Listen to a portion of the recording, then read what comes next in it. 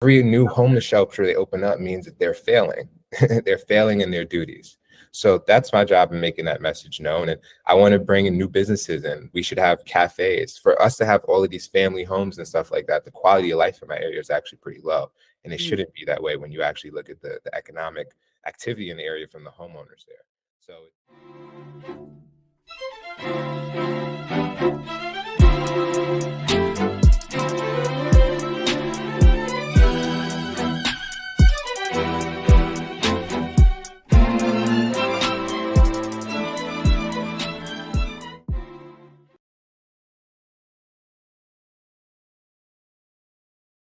well, welcome to the Janelle King Show. I am Janelle King, and this is Extra 106.3. Thank you so much for joining the show. If you are listening on the radio, you're probably listening either at 9 a.m. on a Sunday or 3 p.m. on a Saturday. But if you're on YouTube, then you are watching us and you get to actually see what we look like. So kudos to you. Kudos to you. That being said, we are continuing our conversations, our candidate conversation series. And today we have a gentleman from New York. So don't get all crazy, y'all. Okay, everybody calm down. I know you've been waiting on this, but here we are. We're going to talk to someone who is running for office in New York, and we have a lot of questions. That being said, we're going to bring in Mr. Dwayne Moore. Welcome to the show. thank you so much for having me. It's a pleasure. And I definitely look forward to our conversation today. Absolutely. I've been following you on your social media. So I see that you're getting around, you're doing a lot. But before we get into the political side of things, we need to introduce you to our audience. The aspect of this conversation that I like to kind of hone in on is the candid part. So we're going to ask some very basic questions, but sometimes I like to get a little bit deeper, but it's going to be fun. Okay. Oh yeah, please let's get deep. I love those conversations. Oh, let's do it. All right, awesome. Let's start with where are you from? I know you're in New York right now, but tell me a little bit about your upbringing and what drove you to running for office. Yeah, so I was raised in a bipartisan household. My dad is a small business owner, and my mom is a union rep. And I just was raised in a household filled with a lot of love, and like family dynamics is really important. And I feel like that's not discussed enough. That's your foundation, especially in the Black community. So they instilled a tough work ethic in me, importance of education. My parents made sure that I knew my history, that you came from people that were inventors, musicians, and all types of things. So I never really felt limited. So I kind of navigated the world, not thinking that I was less than or thinking what people thought of me. It was more so what am I trying to do? So then I went to college. I graduated from Stony Brook University, and I got to study abroad in China, which was really cool. That was a really mind-blowing experience being there.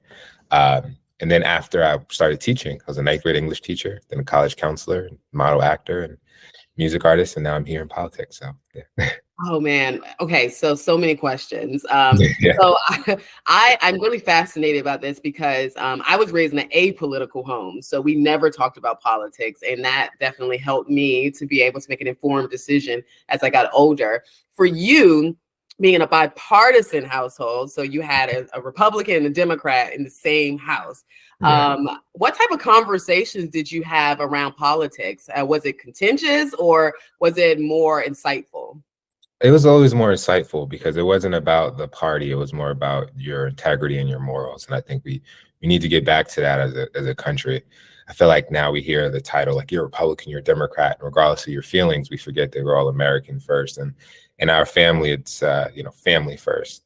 So our conversation was more based on what are the facts and being objective. My mom being the union rep, she brought more of the emotional part to it of understanding people and wanting to advocate. And my dad is the very logical person of like, what are the numbers, running a business. So I kind of got to get the best, the combination of the best of both worlds. That is really fascinating. How did that shape your political leaning? Yeah, I've been all over the place. I was the radical college student. I was the president of the Black Student Union, advocating for things on campus that I thought would make a difference at the time. It gave me nuance, which is really important, and that's lost today. an understanding of both sides and understanding why someone is passionate about their view. So then you could kind of get into those details and attack their point of view and well, not attack, but discuss their point of view more in depth. So I think we need more balance there. And I'm very grateful for my family and what they were able to teach me. And then my grandmother's from the South. She was a Southern woman. She gave me those, the Southern hospitality, as I like to say, of being kind to people. And if you don't have anything nice to say, then sometimes don't say it. So yeah. We love a good Southern Belle. Okay. I'm slowly becoming one more and more and more. Okay. Like I think that's where my struggle is. My New Haven and Northern aspect is more direct. And then the Southern Belle helps me to be direct in a very kind way. So. Yeah, I'm still learning myself. I still have to balance that.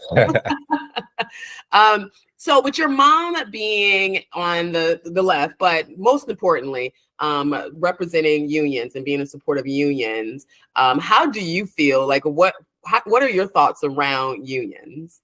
I think understanding the history of unions and how people needed unions, and I think we still need unions, but we don't need unions to get in the way of progress. And I think sometimes we go too far, and I think everything needs to kind of be in the middle. There needs to be people to advocate, because not every person that runs a business is always going to have the best interests of the workers. But then when we go too far to advocate for workers, to where people who are not getting things done get to stay in their positions, and it's impeding progress, we need to have those discussions. And I feel like sometimes people are too far on the right or left. I think the answer is really in the middle. You know, I agree. And here's a perfect example. So recently, we see what's happening on the college campuses, and at Columbia University, there was a custodial worker who was attacked by the mob that was occupying that space. And there's a picture, an image of him kind of fighting this guy who was supposed to be protesting with the college students, but turns out he's like 40 years old. He is a trust fund baby, lives in a $2 million penthouse and all this stuff. That being said, he's fighting this guy who's just trying to make a living for his family. And the union came to his rescue. They ensured that Columbia University didn't fire him and didn't reprimand him. And I think they're suing the college now because of the treatment and them not protecting him. So in one regard, I felt like, okay, well, that's a positive, right? That they're able to take action when you're not protected.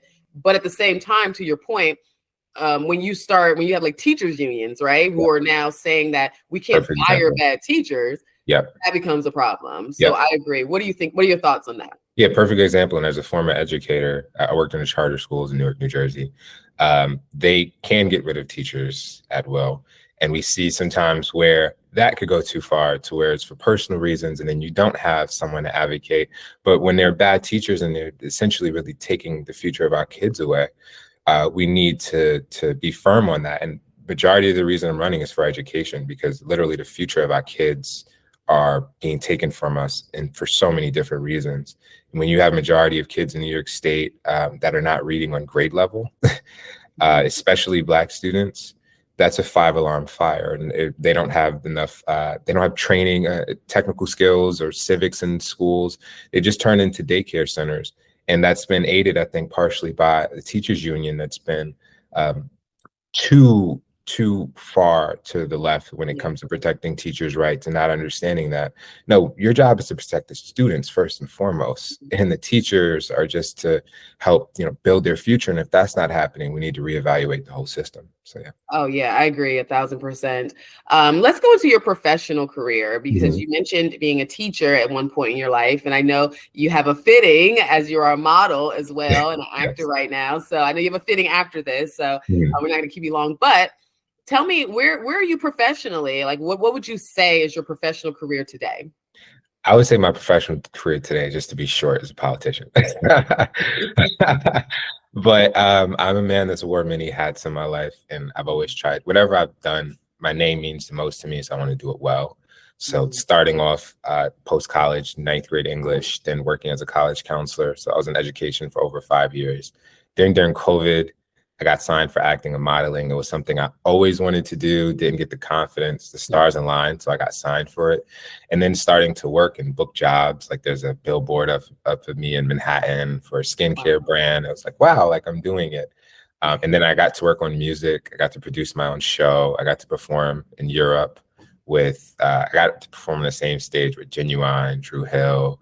And that was really cool. And I remember I got back from Germany in December after performing and thinking I have to run. I got tired of returning to my country and feeling it's looking like a third world country. Yeah. I got tired of, you know, the education system that never left my conscious and everything I was doing. And I think I was like, we need good actors, we need good music, but we need more leadership, more importantly. So I think all of the experiences I had informed my decision. Okay, I have to go back because you look so young. And when you said Genuine and Drew Hill, I was like, wait a minute, pause. That's my era. I'll be 40 this year. So I'm like, wait, I'm missing something here. So I'm old soul. Are you? I'm 29. I'm an old soul though. Yeah, I'm real big. I could go back to Ray Charles. I could go back to Frank Sinatra. I'm just I studied history, so anything that I can get culturally from the past, I try to understand it and learn it so it can inform my future. So yeah, but I love my 90s R&B. And then to be on stage with them, what? Like that was just insane. Man, I bet that was Yeah. I did a song with his name's Horace Brown. He was signed to Motown. He's a 90s artist. So we worked together. So I got to perform with him in Europe and stuff. And then to be on the same stage with, like, I'm still mind blown by that, but yeah, dream come true. You know what? In my house, my husband and I, we always had this debate because he's from the Jodeci era and I'm from the Drew Hill era. Okay. And we always had this debate and we'll play the music. We'll go song for song sometimes. So if you're watching on YouTube or you're listening, I would like to know, who do you like, Drew Hill or Jodeci? Like, we got to win this debate. Yeah, that's a good one. That's hard to choose. That's really hard, right? I mean, I like both of them, but you know, we still battle it out a little bit. Yeah, they both got their bangers that we listen to. I like it. They do. I do. Okay. All right. So let's continue on. Let's talk a little bit about your personal life. So are you married? Do you have children? What are you bringing into this political space? Yeah, I'm single. I want to be married one day when I meet that person that you know, has the same morals and wants the same things. I think that's quite difficult now. Culture doesn't really push some of the traditional things that I was raised in. But yeah, I'm a single man, and yeah, I'm able to kind of freely do this without, you know. Thank you so much for joining the show. Please remember to like, share, comment, and subscribe. And don't forget to hit that notification bell so you'll be notified every time I upload new content. Now back to the discussion. The whole family that I have to kind of sort through. So I guess that's a benefit, even though I do want that at some point. That's interesting. I want to dive into that just a little bit because dating right now as a conservative, would you consider yourself to be Republican or conservative? I would say Republican. Now, dating as a Republican is so difficult. Like my son is going through this process too, and he wants to date and he wants to get married, and he's like, oh my God, I can't find anybody who carries these traditional values, or women who are okay with you know, gender roles and walking in certain alignment. And so what are you experiencing dating as a Republican and now a politician? The same thing. I think it's when people hear you're a Republican, the Democrats have done so well with making that such a toxic title that people forget that you're human. So I've had people literally like, oh, you're a Republican? Bye. And I don't hide anything. I tell people, like, you're not my parents, so I'm not gonna hide anything from you. So it's like, yes, I try to be very straightforward. And then people don't have an understanding of what history is, of what the Black American experience is in this country. We were the most family-oriented people. We were very much so about not depending on the government, doing our own things, building our own businesses. And I think a lot of times we focus on the fact that Tulsa, Oklahoma was burned down as opposed to it existed. And if we built it once, we can build it again. So I think that the mindset of a lot of people is not, a lot of people aren't necessarily thinking about their future. They're not feeling positive or uplifted, especially in the Black community. So we're kind of seeing our culture fall off a lot of fault lines, whether it's, you're a woman, you're a man, or different ideologies, and there's not a lot of unity. And you see that within dating, to where I think now there's like a culture war between men versus women, and one wanting to be dominant over the other and having a false understanding of history. And that has a real cultural impact, where we're seeing families not coming together, people not being able to be married, have kids. And, all of the trips and stuff is cool, but if you don't have family at the end of the day to share it with, it'll be meaningless. And a lot of people aren't really thinking that way. So it's definitely a problematic area that I don't think enough people talk about. I agree. It's interesting that we're having this discussion, because you would think that because there are so many women who are single, who are, have never been married, you would think it would be a smorgasbord of options for you. But and I'm encountering that as we're kind of going through this process with our son. And I think that there's something to be said about femininity, masculinity, and how it's being presented. And I don't like how it's being presented today, because I love being a woman. I'm a woman in every sense of the word. So I don't see why women don't want to embrace that, and vice versa for men. Yeah, I think it's so sad. I thought once I graduated college, I got a career, I did certain things that, I would be able to, I thought I'd be married by now. But we have gone so far down culturally. And we have no checks and balances. Anything that somebody believes, regardless of how crazy it is, or any toxic behavior, you could find your fans online to put a battery in your back. Right. Yeah, back in the day, there were a lot of old heads on the block that'd be like, "No, you're not doing this." There was a sense of shame, and this is why in the Black community, even if you had one suit, that's one suit had to be spick and span. You had a pride in your way that you went out there. You always was clean cut, because you knew that it's not about where I came from, it's about where I'm going. And I want to present my best self. But we're not seeing that from a lot of young men and a lot of young women. And we're seeing a hyper feminization of a lot of men, and a hyper masculine woman, to where we're not able to come together as one. And I think that's a whole conversation in itself to get into, but to touch on it lightly, I completely agree. And it's sad. Yeah.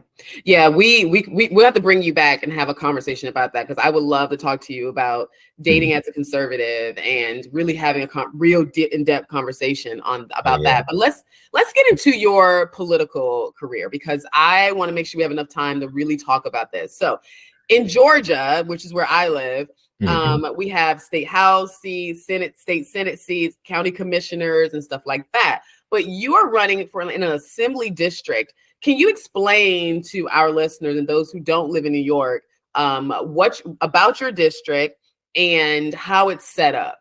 Yes, so I'm running for state assembly in New York, District 29.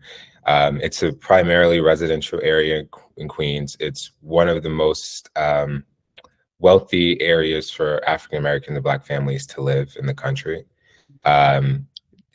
Parts of my area is historic, like Addisley Park, where Malcolm X and famous jazz artists lived. There was the place for thriving African Americans to move that wanted to raise a family during the Harlem Renaissance and stuff like that, so they could get the suburban experience. A lot of people don't know that, unfortunately. And assembly is essentially like the Congress for the state. So my reason for really running is just because, again, the kids. When I walked in my district petitioning, you see a whole bunch of young men around roaming, no skills, seems like no sense of purpose, which leads way to getting in trouble. The migrant crisis on top of that, where we've just flooded our city with over 180,000 migrants. Over 10,000 migrant children are now being added to an already stretched public school system that's already under-resourced. We have a historic teacher shortage. And now you're giving priority to kids from other countries when our own kids is already struggling. It's not like every kid was doing perfectly fine and we have unlimited resources. And then, the roads, I got tired of returning back to the United States and feeling like a third world country. I was driving on the Autobahn in Germany. I got on bullet trains in China. I got to see a lot. And then I came back here and I said, this is what we were known for that we no longer do. Our roads are bad. My infrastructure is crumbling apart. We have the same trains from the 1970s on the tracks, trailing in New York City. But yet We have all of these politicians that keep giving excuses, and saying things like Black Lives Matter, or this lives matter, to make us feel comfortable and complicit while they're doing nothing. So I knew that I was uniquely positioned in my district to be able to say certain things that other candidates maybe can't, and that needed to be said, because I have a very high standard for what we were and what we can be. And I feel like we need to start having authentic conversations to get back to that. So I know I had to put my hat in the ring and run. No, oh my God, there were so many things you said. My brain was just going in so many different directions. I want to get into the migrant crisis in a little bit, but I want to backtrack and talk about your district demographic. Is it primarily or predominantly African American? It was, yeah, but now there's a lot of Black immigrants from the Caribbean and Africa that came in after the immigration bill in the 60s. So it has diversified to where actually I feel like now it's probably minority African American and more Black immigrant, Black American population that's in. So yeah, I would say it's a mix. And the person who held the seat prior to you, because you're not the incumbent, correct? No, the person in the seat is the incumbent. Yeah, she's ran unopposed since 2015. She's never had a general election. She a Democrat? She won in a special election in 2015, never had a general election. And that's another issue, is that Democrats get to define your message when no one shows up. So they get to tell you what they're about. You know, they get to say you're racist because you're not even there defending yourself.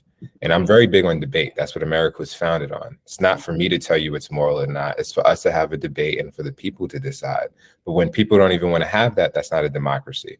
And in New York State, we have one party rule: Democratic governor, Democratic state senate, Democratic state assembly. And it's been that way now, I believe, since 2018. Things have rapidly gotten worse. Limited smoke shops around, like we legalized marijuana. That's what people wanted to do. But why do we have 5 smoke shops in a 2-block radius? How much weed are people really smoking? Especially when you have a whole bunch of young men around, not with no jobs, no skills. And then they could just make excuses for things. And I don't trust the people who've been overseeing the issues to now be the ones that fix it. They have to leave. So I think change has to come. That is so fascinating. So the economic growth in that area now, it seems like this is probably either middle class or upper middle class, as far as your demographic breakdown. I'm sorry, your economic breakdown. But what is the economic growth look like, or how do you plan to help with the job creation in that area? Yeah, so Merrick Boulevard is the main street in my area. You see nothing but closed businesses. And a lot of people, you know, you're driving around, you maybe have other things, you don't really understand what that means. Every closed business is generational wealth that's lost. That's a business that's not being passed down to families. That's skills that's not being passed down to kids. And in our area, that's Black families that's not owning businesses. And we know the Black business ownership rate has decreased since the civil rights movement, such as home ownership. A lot of the statistics that we were proudly working towards seems to have gotten worse post-civil rights movement. So with that reality, to me, it's getting back to the basics. Fixing the roads so you can make it actually attractive for people to come, expanding the subway system. And where I'm from, we're in a transit desert. There's no subway access. I have to take a 50-minute bus to the nearest subway. So there's a lot of businesses in my area that would be more thriving if there was actually subway access, but we don't have that. Reinvesting in the beautification of the area. There's a lot of graffiti and stuff around. I don't want kids to normalize this neglect of their community, which we have. We've seen this in the Bronx. We see this in various areas where it used to be very prominent, but they got destroyed. We're raising kids to just see this as your environment. There's dumping. We need to clean up our area for sure. And a lot of the politicians just don't care. Like, I don't know, they drive on the same roads I do. They don't get frustrated by that. You know, I don't think this is a norm. Flooding is a big issue in my area. So it's getting back to the basics of serving the people, not trying to put all this money into cultural things to make you feel good, not getting people caught up on welfare and saying, oh, we need to open more shelters. I always say Democrats should be judged on how many people they get off of welfare, not opposed to how many people they keep on. So every new homeless shelter they open up means that they're failing. They're failing in their duties. So that's my job in making that message known. And I want to bring in new businesses in. We should have cafes. For us to have all of these family homes and stuff like that, the quality of life in my area is actually pretty low. And it shouldn't be that way when you actually look at the economic activity in the area from the homeowners there. So it's just not adding up. So compare and contrast your well, let's not compare, let's contrast your platform item with your opponents. I want to know the key differences between what the incumbent is doing and what you're planning to do. I wish I could find her platform. But on her website, she really doesn't have anything but about me and donate. So I'd have to defer to her about that. But that's what happens when you run unopposed. You don't really have to present ideas, which I get. No shots at her, but I get that. You don't really have to work for your position. Right. So my thing is, I know she's voted for cash bail. She voted, which has been horrible, because as I keep saying, I have very high standards for Black people. Like, I don't think that we're any less intelligent. I don't think there were any less anything. I just think is when the standards are removed and we don't have family dynamics and morals and stuff like that, any group could go astray. But the solution isn't to decriminalize crime, to let people know, oh, y'all can't stop committing crime, so let's just remove that. So now we have an open door policy to where I think less people now in New York commit crimes than previously, but the people who do commit an astronomical amount and get to get out.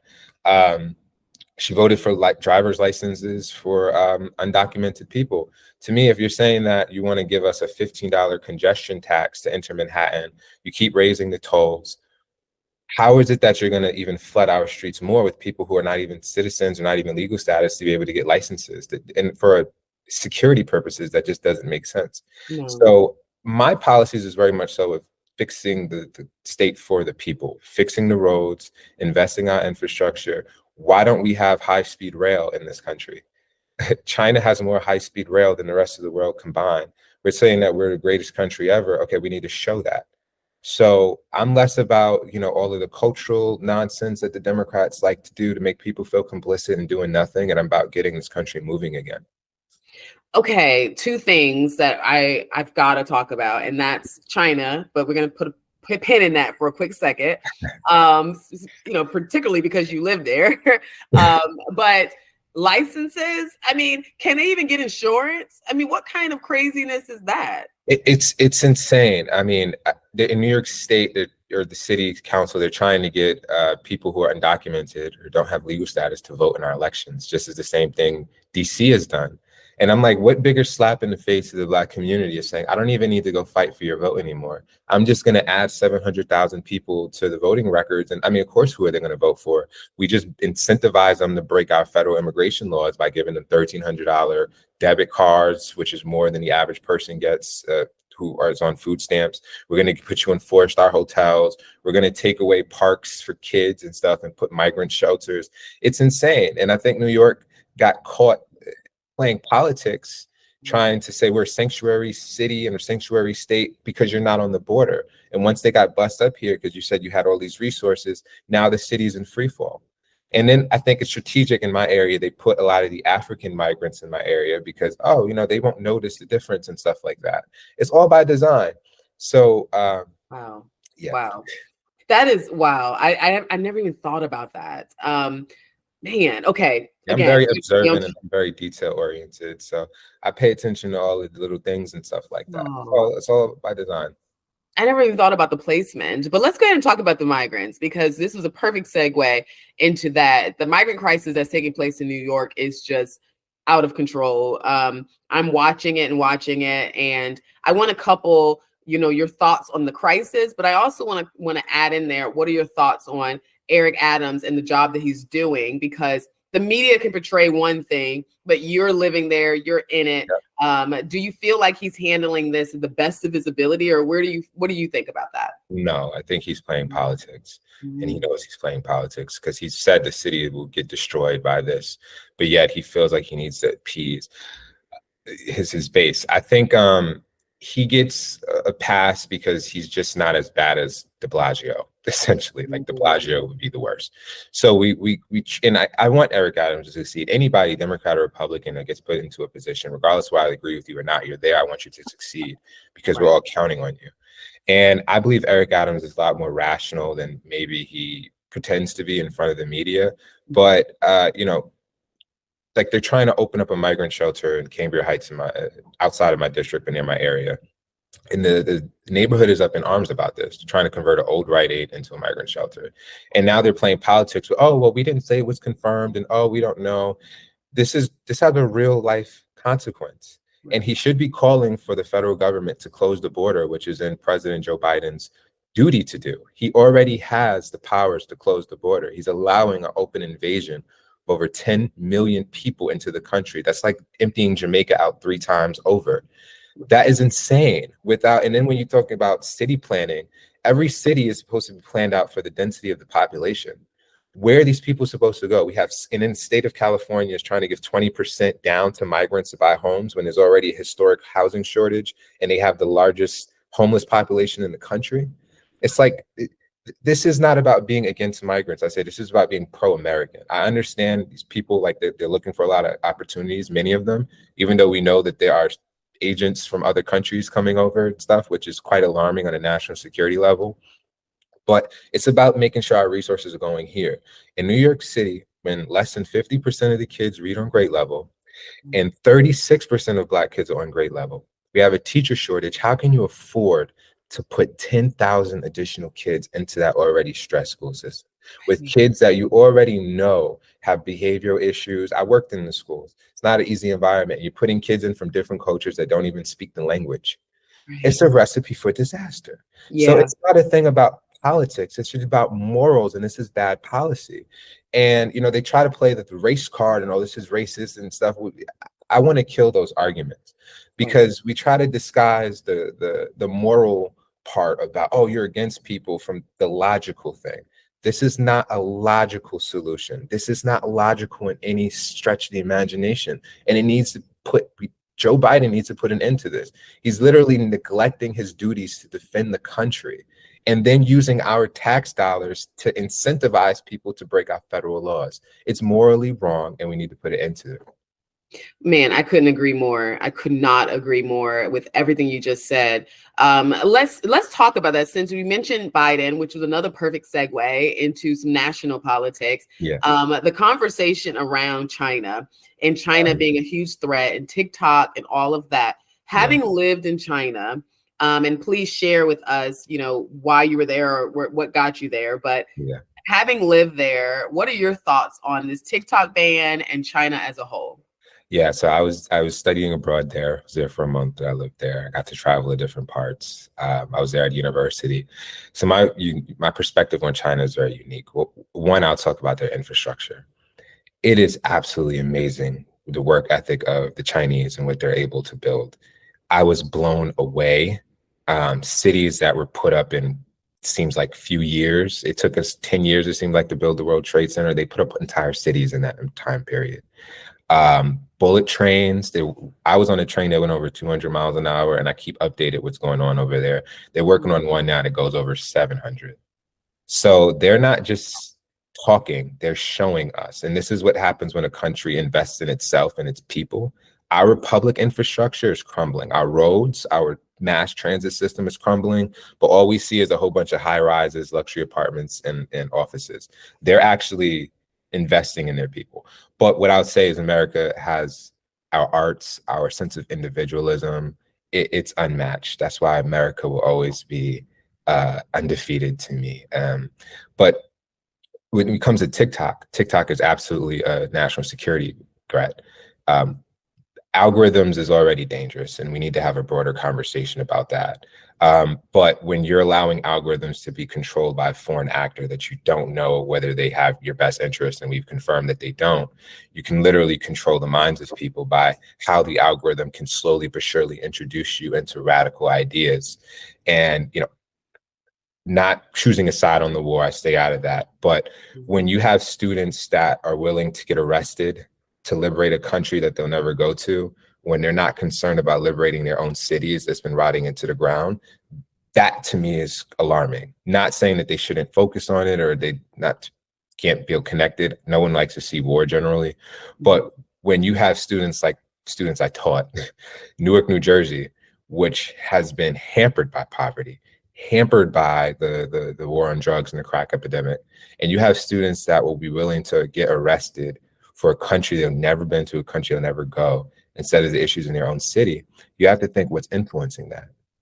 And we already have a question about our own social media companies and how they managed the 2020 election and how they managed the COVID epidemic and whether we were getting the right information or not and who has moral authority. So now you're just going to lend that to a foreign actor that we know is an active competition for global dominance. So I view China as not an evil actor per se, but they're a nemesis in a way. They're in competition to be on the top. As any country that believes in their people, China has a very rich history, very, very rich history. So they should be, but I strongly will believe in the red, white, and blue if we have competent leadership to make sure we don't fall. And right now we don't. Do you think that the ban has gone far enough? There are people who feel like it should be an outright get rid of it. We don't need any parts of it. And then I think what recently happened was they basically said that the ownership has to shift to an American ownership, which is more of a business move than anything else. So yeah, it's again playing politics because nobody wants to be the person to say no. But this is what happens when you have leadership. It's not about being liked, it's about what's being right. And China has a different version of TikTok for their own kids because they know that your kids shouldn't just be sitting there scrolling on an unchecked algorithm, putting unlimited content. It has a time limit on it. And also it pushes things that's learning, such as like, math. Thank you so much for joining the show. Please remember to like, share, comment, and subscribe. And don't forget to hit that notification bell so you'll be notified every time I upload new content. Now back to the discussion. Math and English and things about national pride and civics. It's a completely different thing. So for me, I think we need to have a broader conversation about social media and kids. What are we exposing them to? It seems like now I have to take this to a broader area. No one seems to have a care about what the kids are exposed to. Kids are supposed to be protected at all costs. When we're introducing them at a younger and younger age to more vile content, that's going to have a bad consequence in the long run. So what are we exposing our kids to, right? If we're not having families, as I said, 2 out of 8 Black kids are in a dual parent household. So that means majority don't have the complete support system, at least on face value, statistic wise. So where are they getting their morals from? Who's watching them? Who's teaching them? TikTok and social media and YouTube and stuff like that. Well, we need to really get serious about putting age restrictions on it. And I think we should even experiment with temporarily removing comment sections to see what people react. We need to get real experimental with this new technology and AI to make sure it's not rotting our brains. And right now, I feel like we have weak leadership that's not willing to do anything, and they're pandering to the tech companies.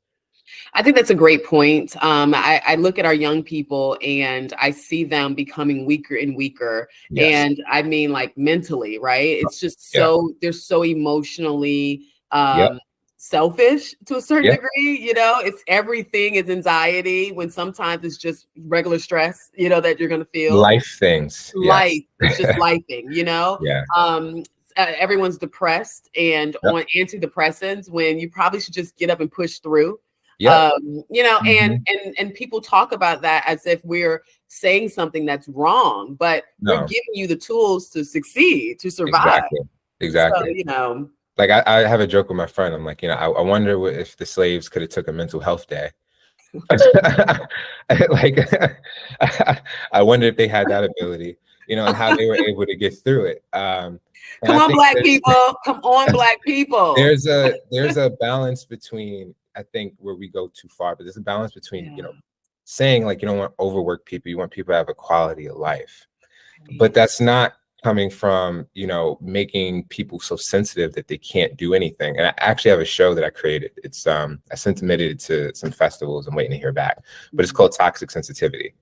And it's a dry humor show, the pilot, that talks about how we've gotten so sensitive to where everything triggers and we can kind of remove someone from being human. Like there's a joke in the show where talking to some coworkers and like, what are you doing this week? And I'm like, I'm going to Texas. And they're like, you're going to a red state? I'm like, I got family and friends there. Like it's just a state, like, and I it know. creates this whole awkward dynamic just off of this understanding of or what the culture is saying of something, as opposed to it's just a state. There's good and bad people everywhere. The number of people that in Atlanta who act like they can't go to rural Georgia is just beyond me. I'm like, what are you talking about? Just go. They're great people. There's good and I think for African Americans, what it has done has pigeonholed us to not look at opportunities outside of the community. Like if you want to open a business, you don't need to open a business around people that just look like you, especially if you're running a business, not a charity, right? Like you should be, you want to get into, you know, like 'cause my family, we run a facility services company, and our idea is doing it with quality. So we don't run a Black company, we run a company owned by Black people. So that's the first thing. Right. And when you have this, I think this inferiority complex, which I think a lot of us have, to where subconsciously, which I understand the history, we think of ourselves as less than, and it makes us not seek not seek different opportunities, go around different people. And listen, people will like you or they won't. You can't control that. What you can control is how you show up. What you can control is your work ethic. And from the history of this country, we had the saying of, we work twice as hard to get to where they are. Not with the understanding that we can't get there, but we're going to work twice as hard. We're going to get there anyway. So we need to bring that back. And to me, I look at people as human. I know the history very well. I studied it, but it's all on an individual basis because I don't want to assume negative of someone and then remove myself from opportunities. No, you're 100% correct. You know, my husband and I, we're business owners, and because we're 100% owner of our company, it's, you know, it's considered a Black owned company, but I have to explain to people that Black owned doesn't mean Black only. It means that we just happen to be Black and we own the company. Yes. However, all of our employees, we have several employees, and it runs the gamut. It's very, very diverse because we're looking for who can do the best job. People. Yes, the best people. Yeah, that's the most important thing. That's just like they'll say Black excellence. I'm like, I just believe in excellence. Right. Not Black excellence, meaning it's only, you know, in this way. Is that better than white excellence? Okay. Yeah, I want to be excellent across the board, meaning any demographic could look at me. Right. Example.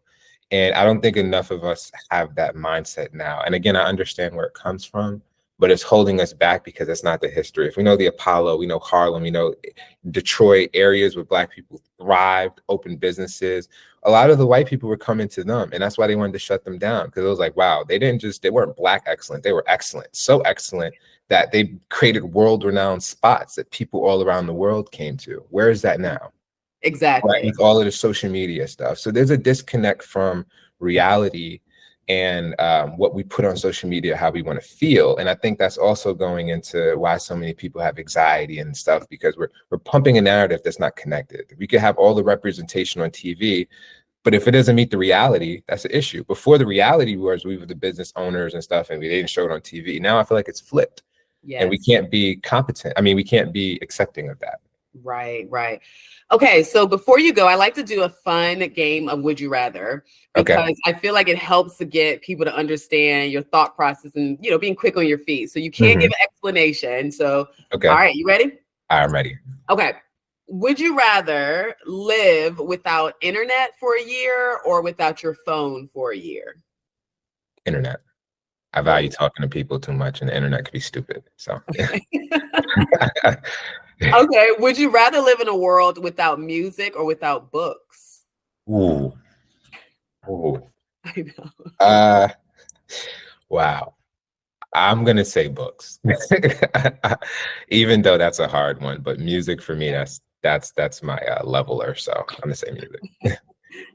Would you rather have the ability to talk to animals and be able to communicate with them fluently, or speak all foreign languages that exist?